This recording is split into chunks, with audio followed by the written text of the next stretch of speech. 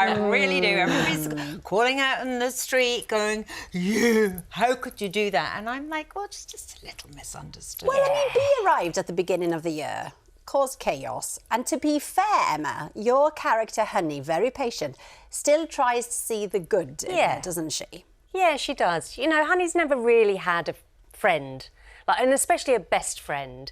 And I think, you know, when Bee arrives and she sort of sees some similarities and, you know, she's sort of arrived at the right time as well. Honey's going through the perimenopause.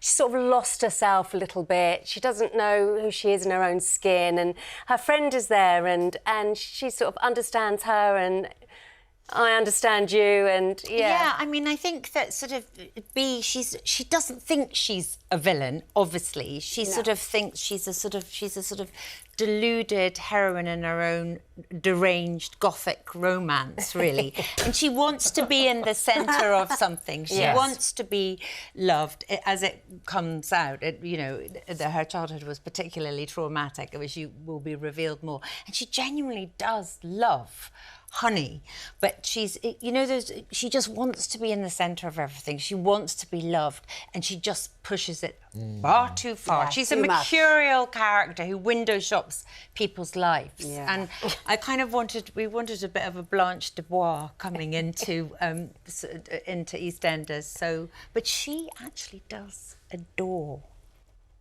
Honey, doesn't she? She does. Yeah. She does. It's a touch too much, though, isn't it? Yeah, but... Well, you say that. What are your friends like? I mean, I think it's perfectly normal, isn't it? I mean, really. I mean, that little clip that was shown is quite an innocuous clip, actually, because it's really the next few weeks it becomes out.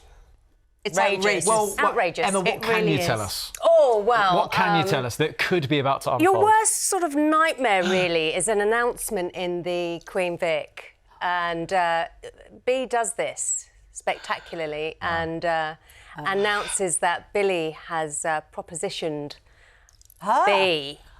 In the pub. In front of everyone. You just want to crawl under one of those bar stools, you know, and hide. And it was for maximum attention, really, wasn't it? So, it's going to kick off. Be brutal. Absolutely. Yeah, I think the next few weeks it does become extremely camp and very outrageous. And just when you think things can't get any worse... They do.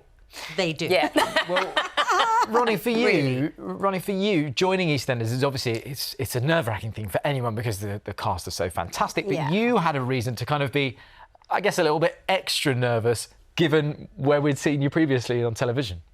Yes. Of course, many years ago, many centuries ago, I did a impression show with Alistair McGowan, and one of the things that we used to do each week. There you are. There we are. There was me. Brilliant. There's me with Peggy, and in special effects, BBC very advanced for their special effects. That was me on my knees behind the bar with a pair of you know, knee pads.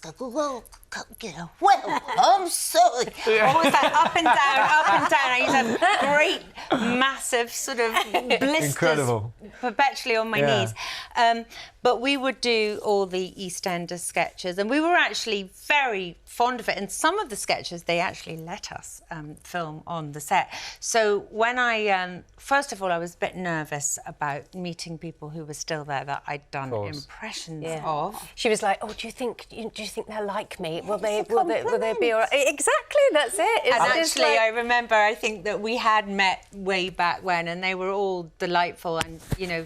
Jessie Wallace said, "Oh, I could do you doing me." Yeah. And she sort of think that's not a very good impression. And then did her impression of me back to her as Letitia Dean did, Well, let's remind ourselves of the time Ronni and Alistair McGowan took on Dot and Cat in the brilliant comedy show, The Big Impression.